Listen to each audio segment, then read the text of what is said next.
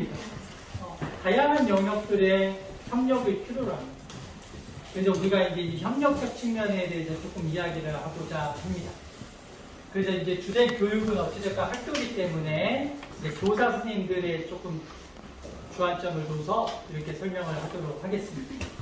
먼저 공동협력의 의미라는 것은 일반 교사와 특수교사는 특수교육 대상 학생 교육에 대한 뭘 가져야 될까요? 1차적으로 공동의 책임의식을 가져야 됩니다. 나는 피장애 아이들 책임이고 장애 아이들, 특수교육 대상자 아이들은 특수교사 선생님 책임이다. 이거 절대로 잘못됩니다. 굉장히 잘못됩니다. 공동의 책임의식을 가져야 된다. 그 다음 두 번째는 교육의 효과를 높이기 위한 두 교사 간의 정보교류가 수시로 일어나야 됩니다. 그럼 우리 만납시다. 이렇게 하면 만나요? 못 만나요? 못 만나요. 그러니까 어떻게 해야 될까요? 정해야 됩니다. 시간, 요일, 뭐 이런 것들 명확하게. 저희도 컨퍼런스를 하거든요. 저희 기관의 센터 거기 선생님들도 매월 첫째 주 월요일 날 저녁 8시에 모입니다. 식사는 김밥 먹으면서. 그러면서 이제 사례 발표를 하고 이 아이가 어떤 어려움이 있다 그러면 각각의 영역의 선생님들이 서로 이렇게 도움을 줍니다. 이게 공동협력 아니에요?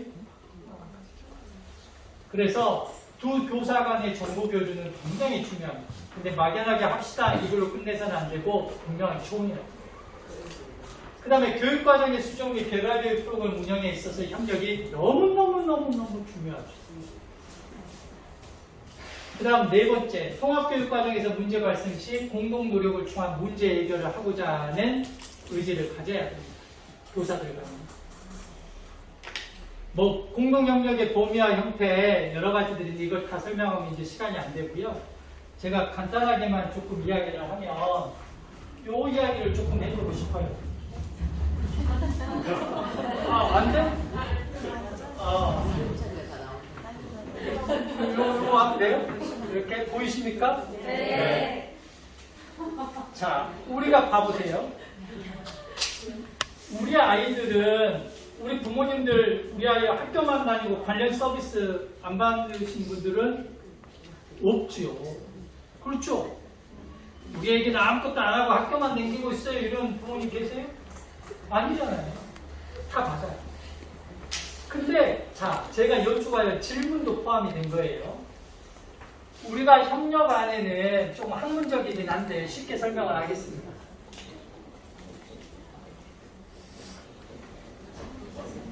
다학문적 협력이 있어요. 그 다음에 가학문적 협력이 있습니다. 그 다음에 초학문적 협력이 있습니다. 근데 이렇게 내려갈수록 협력의 크기가 굉장히 커지는 거예요. 그러면 자, 다학문이라는 게 뭐냐면 이런 거예요. 관련 서비스들이 있잖아요. 학교 선생님, 일반교사, 특수교사, 언어치료사, 감각통합치료사 이렇게 있잖아요. 그럼 내 아이가 중심이 있단 말이에요. 그러면 다학문이라는 건 뭐냐면 각각 교육자들이 각자 알아서 시키는 거예요. 특수교사는 특수교사대로 시키는 거고, 일반교사는 일반교사대로 시키는 거고, 언어치료는 언어치료대로 시키는 거고, 서로 소통이 돼야 하는 거예요. 안 되는 모형이 바로 이 다학문적 협력이라고 합니다. 서로 몰라요. 뭘 하고 있는지. 근데 가학문적이라는 건 뭐냐면은 서로 시키기는 해. 근데 서로 뭐를 해? 정보를. 교환을. 이게 가학문적 협력. 초학문적 협력이라는 건 뭐냐면 아직까지 우리는 이게 안 되는데 주 서비스 교육 대상자, 교육자가 있어요. 주 서비스 제공자가. 그러면 전문가의 도움을 이 사람이 받는 거예요. 그래서 이 사람이 시키는 거예요.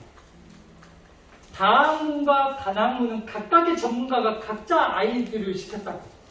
근데 초학문은 그게 아니라 이 관련 서비스 전문가들이 이 사람을 가르쳐. 도움을 줘.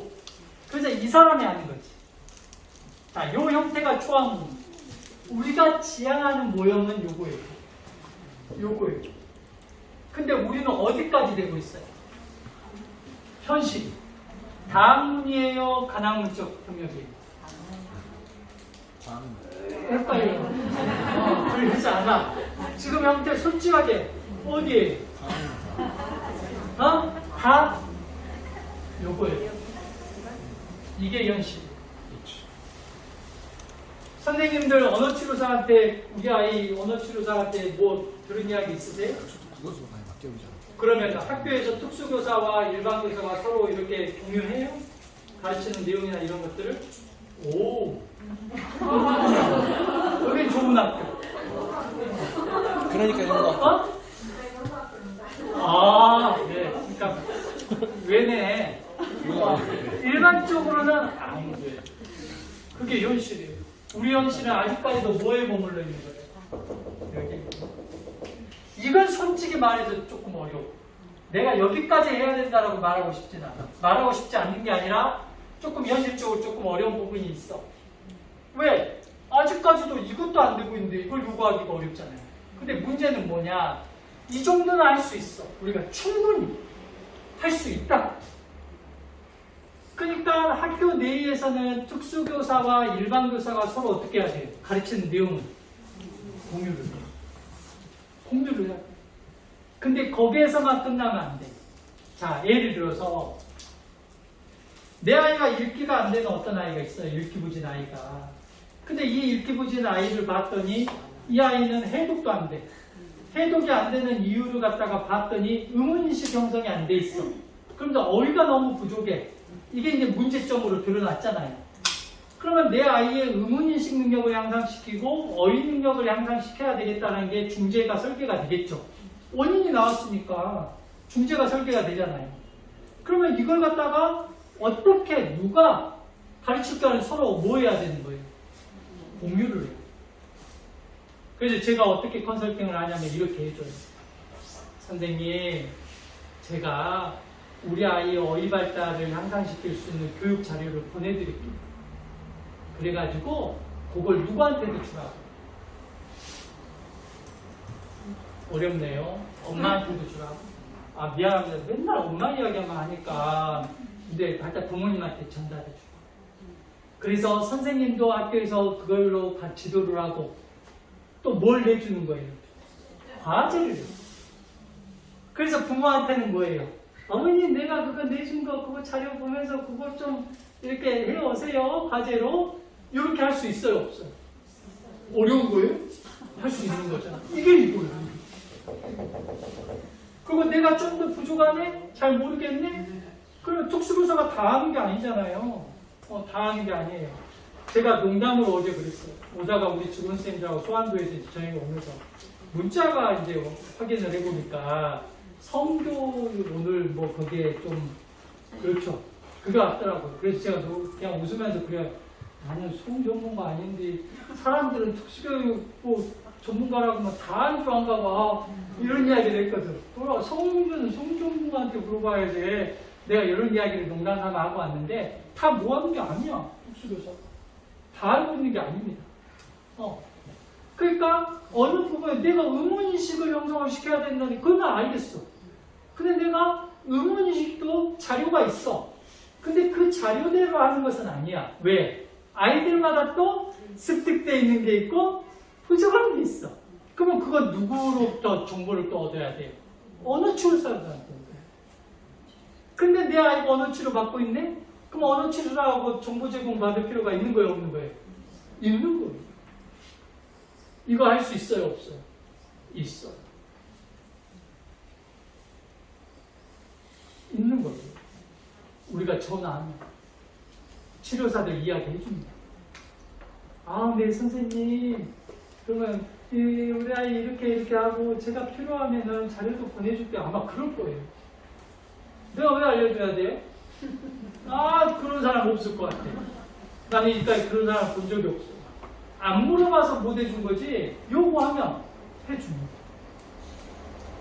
그래서 우리가 현재는 제가 봤을 때 여기에 머물러 있는 거예요. 근데 그렇게 해서는 된다 안 된다? 안 되고 최소한 뭐 정도는 실현을 해보자. 우리 노력을 해서 반학문적 협력 형태는 우리가 노력을 해보자.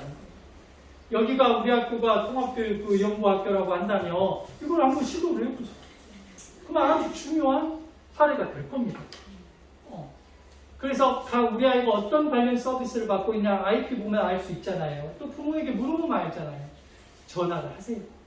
정보 제공 받고 또 학교 예산이 있다고 그러면 선생님 저희가 우리 아이 협의회를 한번 갖고자 하는데 관련 전문가로서 선생님이 좀 한번 회의에 참석 좀 해줄 수 있을까요? 그래도 수당은 줘야지. 그런 식으로 해서 이 우리 지역사회 내에서의 전문가들의 이런 협력 형태를 우리가 갖춰보자 이 말이에요. 이게 필요하다는 거예요. 그리고 여기에 부모님들 계시니까 부모님들이 어떻게 해야 돼요? 요구를 해야 돼요. 왜? 개인정보니까 어느 출소가 마음대로 알려줄 수가 없어. 부모가 동의하지 않으면.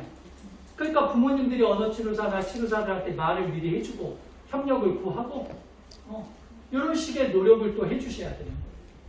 그래서 우리가 오늘 제가 강조드리고 싶은 거 이것만큼이라도 좀 해보자. 여기까지는 어렵더라도 왜? 이건 충분히 할 수 있는 거예요. 그래서 협력 형태라는 것은 따지고 들면 너무나도 다양한데 이런 형태, 이 가당문적인 형태에 있어서의 시도는 우리가 충분히 해보자라는 거. 요거 하나 강조드리고 싶고요. 시간이 이제 없으니까 좀 건너뛰면은 뭐 촉진 전략 이건 그냥 읽어보십시오. 준비 많이 했죠. 자, 그 다음에 이제 한 가지만 또 강조를 하면 이런 거예요. 협력 교수의 유형이 여러 가지가 있어요. 좀 전문적이긴 하지만. 근데 한번 생각을 해보세요. 우리는 협력 교수 측면에서 우리 학교는 연구학교에서 어떤 모형을 한번 취해볼 수 있겠다, 현실적으로. 그러면 제가 그걸 하나 가르쳐 드릴게요. 뭐냐면, 협력 교수 형태 안에는 교수적 협력, 아니 상호적 협력이라는 게 있어요. 상호 협력. 무슨 협력요? 이 상호 협력 형태라는 건 뭐냐면은 이거예요. 제가 하라는 거 아니에요. 이야기를 듣고 우리 학교 현장의 실정에 어떤 것들을 한번 시도를 해볼 만하다라고 그걸 선택을 하셔야 됩니다. 상호적 협력 형태라는 건 뭐냐면 특수교사하고 일반교사 선생님이 계시잖아요.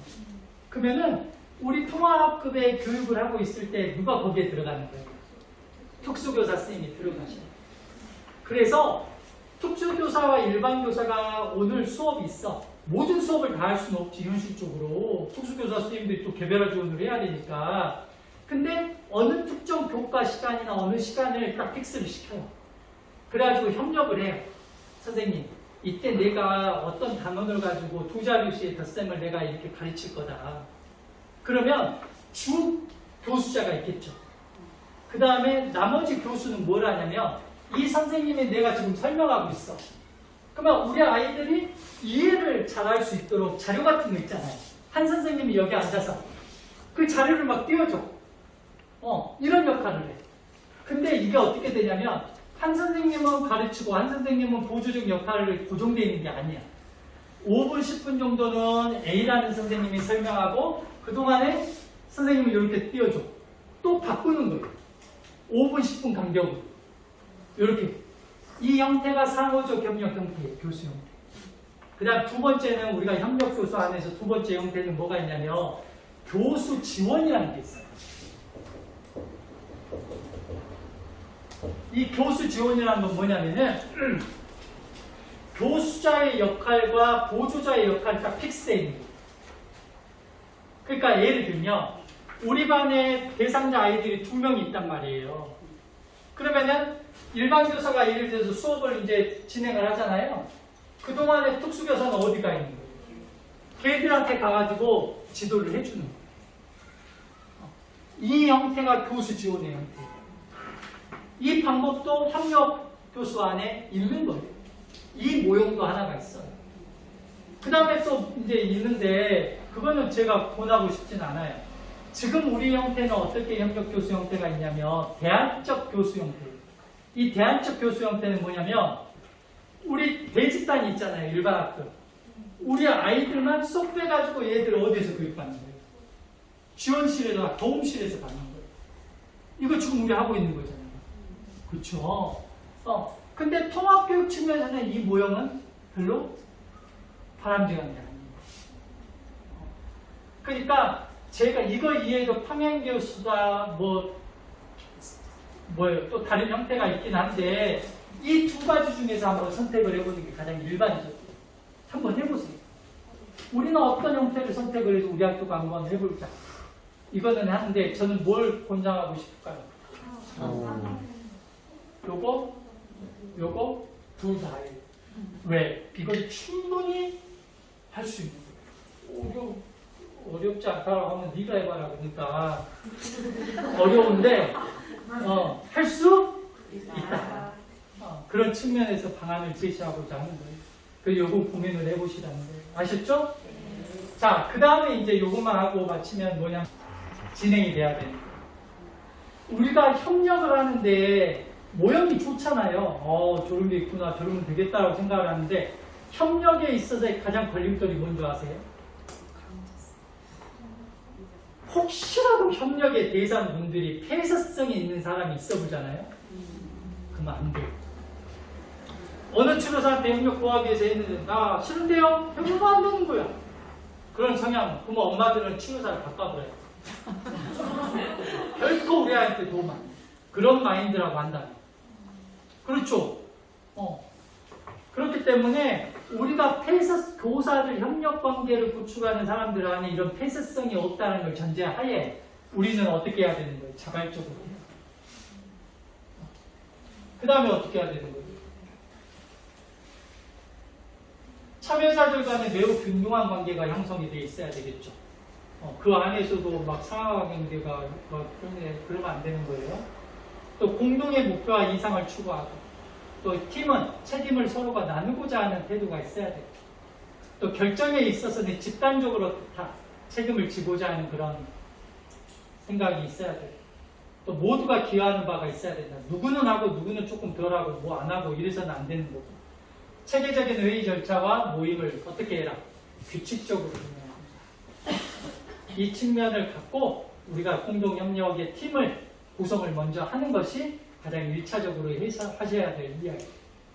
그러면 촉진 전략으로서 보면은 특수교사는 일단 평가 절차, 교육과정, 교수 전략 등 일반 학급과 어떤다? 보조를 맞춰야 됩니다. 그 다음에 제가 어제도 이제 이런 이야기를 했어요. 안타까운 거예요. 읽기 부진 아이들을 해결하기 위해서 교육청에서요 엄청난 예산을 쓰고 수억이에요. 전라남도 한 수십억이에요. 그러니까 저는 나를 써주니까 나는 감사하기는 한데 또 한편으로 측면으로 하면은 너무나도 안타까운 게 있는 거예요.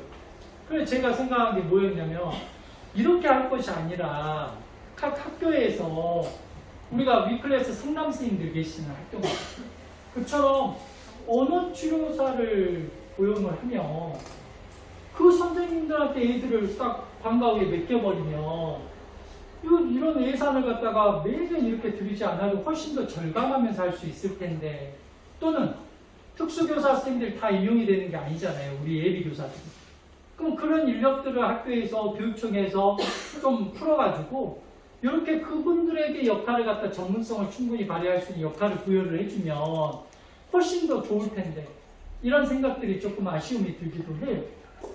그래서 일단 교사는 평가 절차에 대해서 뭐 해야 되는 거예요?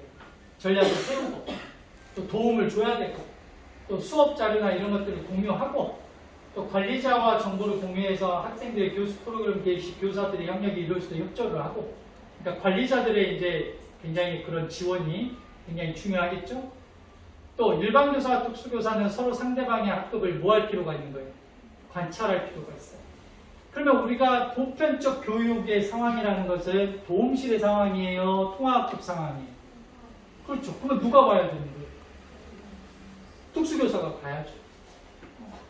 그리고 교사는 동일한 행동관리 전략을 사용함으로써 학생들의 행동에 일관된 태도를 취할 수 있도록 해줘야 됩니다. 그러니까 우리 아이들의 행동 문제가 또 통합교육에 또 부정적 영향을 주거든요. 그러니까 그거는 행동 수정에 있어서의 가장 중요한 요인 중에 하나는 뭐예요? 일관성이에요. 일관성. 그러니까 이제 근데 그 일관성을 이전에 우리 아이가 이러한 행동을 하는 이유가 무엇이냐? 그런 걸 파악하는 전문성은 또 누가 있는 거예요? 특수교사한테 있잖아요. 그러려면 특수교사가 그 평가를 제대로 하려면 어디가 있어야 되겠어요? 도움실에만 있어야 돼요? 어디로 가야 돼요? 통합학급으로 가셔야 돼요. 그 다음에 특수교사는 통합학교 교과서를 사용하여 학습기술과 전략을 가르쳐야 된다. 그래서 동일한 교재들이 있잖아요. 네, 그런 것들을 활용을 하셔야 되고, 또 교사들과 학생들 학습의 누적물을 모아서 서로 공유하고, 교사들은 서비스의 협력을 강화하기 위한 연수에 함께 참여하더라. 그러니까 오늘 같은 연수가 굉장히 좋은 거죠. 학부모님들도 계시고, 일반 교사들도 계시고, 특수교사들도 계시고. 그러니까 연수를 하려면 이렇게 해야 되는 게 맞는 거죠. 자, 통합급 운영에 있어서 좀 이야기를 해보면, 먼저 통합급에서 장애 학생의 가장 우호적인 활동을 확인한다. 요 말을 쓸까 말까 제가 고민을 많이 했는데, 그래도 활용하기는 해야죠. 현실. 우리 아이들 중에서는 선생님들, 그런 착한 애들 있잖아요. 그러면 그 아이들로부터 시작을 하시는 게 좋아. 짝지를 매겨주더라도, 그러면 또 이런 반론 있잖아요. 그러면 착한 것이 죄예요? 이제 이러면 할 말은 없는데, 그래서 쓸까 말까 고민을 하게 됐는데, 교사들의 전략적 측면으로만 따지면 이게 좋은 거예요. 그 다음에 통합학급에서 장애 학생의 수업 참여도를 높이기 위해서 어떤 것들을 해야 되느냐, 이제 이런 것들에 대한 고민들을 하셔야 되겠죠. 또 통합학급의 장애 학생 문제 있는 종류와 종류들을 해야 되고, 또 장애 학생이 쉬는 시간에 주로 하는 소모활동이 무엇이냐, 현재 학습 내용은 무엇이냐, 비장애 아동들의 긍정적 부정적인 반응의 정도는 우리 반은 어떠냐, 뭐 이런 것들에 대한 기본적인 스크린 정도는 해서 정보를 갖고 있으신 게 좋습니다. 일단은 이것도 있어야 돼요. 그러면 우리 아이들은 맨날 도움만 받는 아이냐? 결코 그렇지가 않죠. 제가 한 10년 정도 됐나? 제가 아까 우리 선생님이 저는 재작년에 간 것 같은데 작년에 오셨다고 해서 제가 요즘에 이 개념이 없어요. 어제 한 건지 그제 한 건지 이게 안 돼요. 근데 하여튼 제가 10년 전에 가까이 새벽에 잠이 안 와가지고요. 우연히 TV를 딱 틀었는데 EBS가 딱 나오는데 그때 뭐가 나왔냐면 우리나라 통합학급 우수 사례 해가지고 대상을 받는 학교가 나온 거예요. 그래서 EBS 다큐식으로 이렇게 쭉 찍은 거예요. 그래서 그런 거 있나? 그래서 이제 새벽에 막 눈 뜨고 봤죠. 그래서 난 궁금한 거예요. 왜 그랬냐면 그 학교가 초등학교였는데 사립학교였어요. 근데 우리나라 통합교육에 대상을 받은 거예요. 선생님 좀 우아하죠. 사립학교였어요. 사립학교도 그랬다니까요. 제가 옛날에는 광주의 모 사립학교 초등학교 교장선생님, 교감선생님이 찾아오셨어요. 왜 그러십니까? 아니 만나서 이야기할게요. 오십시오. 했더니 뭐 때문에 그러시냐고 그랬더니 민원이 너무 발생해서 죽겠대요. 우리 부모님들이 교육열이 이렇게 높지 않냐. 이 아이들은 한 달 교육비가 대학생 납부금이다. 근데 이 부모들 장난이 아니다. 근데 도저히 돌아가시겠다. 뭐 때문에 그러냐. 아니 애들 오는데 다양한 애들이 올 거 아니야. 근데 ADHD 성향이 보이는 아이도 있고 한데 얘가 또 얘를 괴롭히네? 그럼 이 부모가 또 민원 제기하고 이래가지고 그 선생님, 교감선생님, 교양선생님이 어떻게 하면 선별 단계에서 이걸 좀 걸러낼 수 있는 방법이 있지 않냐? 뭐가 있겠어요? 이걸 어떻게 알겠어요? 피검사를 할 거예요. 엑스레이를 찍어보라고 하겠어요? 뭘 하겠어요? 안 되겠죠. 자, 우리가 우리 아이들에게 있어. 그래서 제가 이 학교를 유심히 본 거예요. 방송. 그랬더니 이거였구나 라고 탁 때리는 게 뭐였냐면 우리 비장애 아이들이 우리 아이들을 위해서 역할을 변화시키는 거예요. 그래서 이 아이가 화장실을 가잖아요. 그러면 화장실 같이 가는 아이가 정해져 있어요.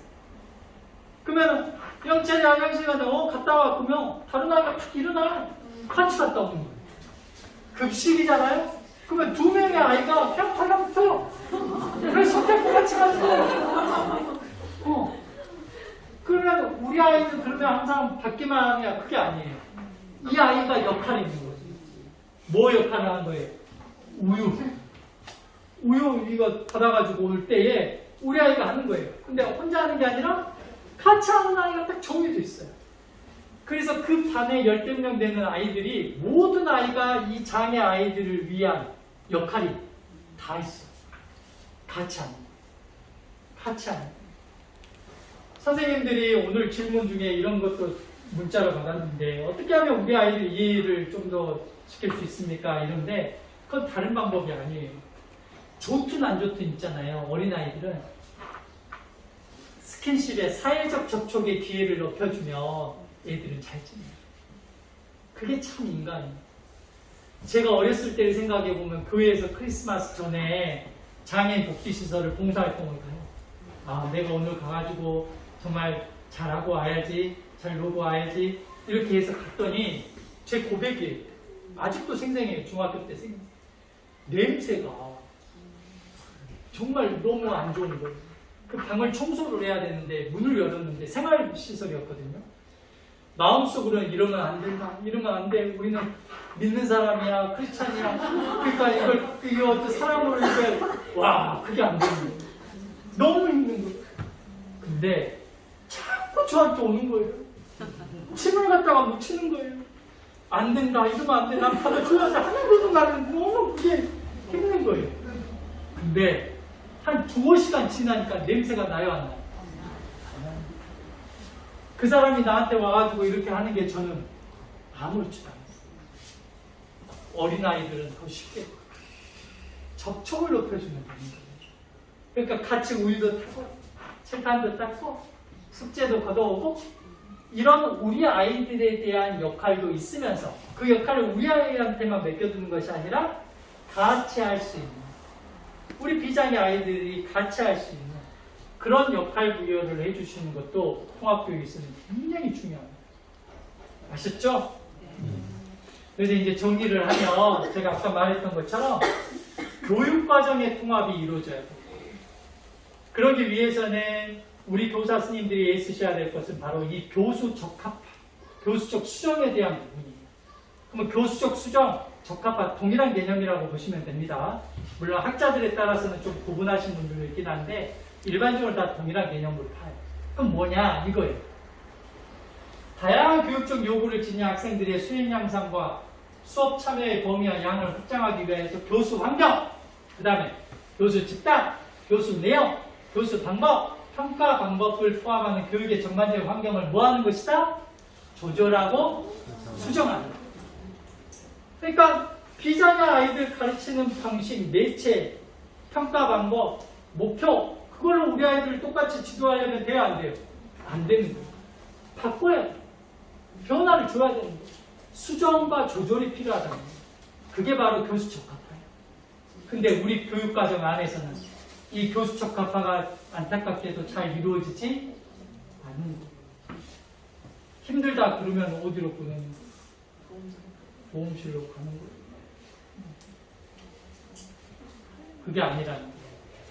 그래서 이 적합화 수정에 대한 부분을 고민을 많이 하셔야 돼요. 그래서 그 지도안도 서로 짜보고 그걸 한번 시도도 해보고 평가를 해서 그 결과도 같이 보고 이렇게 하는 것이 중요해요. 그러면 이 교수 적합화 수정에서 핵심은 뭐예요? 조절과 뭐라는 거예요? 수정이잖아요. 그러면 수정이라는 개념은 뭐냐면은 목표를 달리한다는 거예요. 목표. 2자릿수의 덧셈을 잘해야 한다 하면 우리 아이들의 목표는 뭐가 돼야 되는 거예요? 수세 개를 잘할 수 있다. 뭐 한다든지 한 자릿수의 덧셈 뺄셈을 할 수 있다. 목표를 달리해줘야 되는 거예요. 그게 수정입니다. 조절은 뭘까요?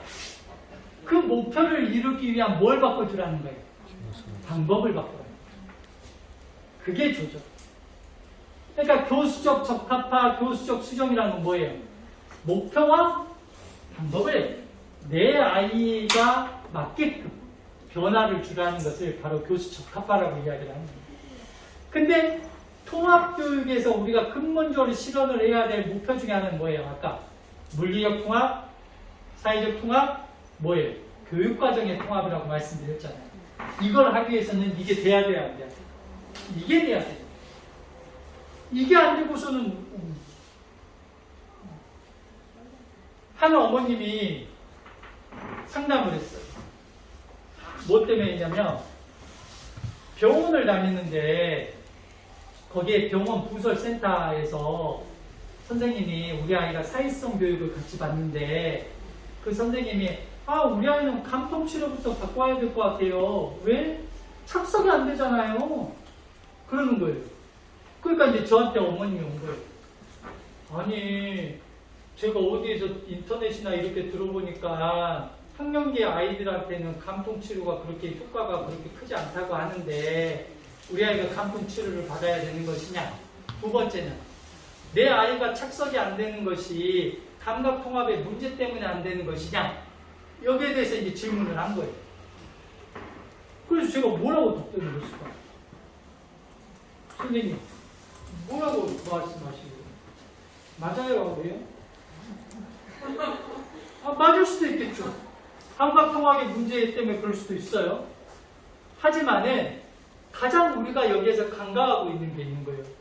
학교 선생님은 애기 착석이 안 돼요. 그래서 교육이 안 돼요. 힘들어하시는 거 충분히 이해해요. 그러나 우리가 한편으로 돌이켜봐야 될 건 뭐예요? 그래서 제가 어머니께 이렇게 설명을 드렸어요. 엄마, 그 말도 맞을 수 있다. 하지만 엄마 생각을 해봐요. 주일날 교회 가서 목사님 설교를 이렇게 딱 듣고 있는데 목사님 내가 눈을 부릅뜨고 이렇게 들어. 그럴 때는 언제 그러는 거예요?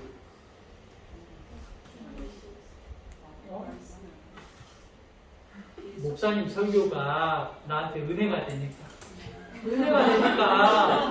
내가 눈 부릅뜨고 이렇게 듣는 거잖아요. 움직이지도 않고. 근데 옆에를 내가 딱 봤는데 우리 애기는 어떻게 하고 있어? 하고 있어. 야는 왜 그런 거예요? 은혜가 안 되니까 그러는 거다. 그러지 야가 의자가 불편해서 그런 것이고 뭐가 어째서 그런 것이고 그거예요? 근본적인 건 뭐예요? 은혜가 안 되기 때문에 그런 거예요. 왜? 인간은 감각을 추구할 수밖에 없어요. 감각을 추구할 수밖에 없다.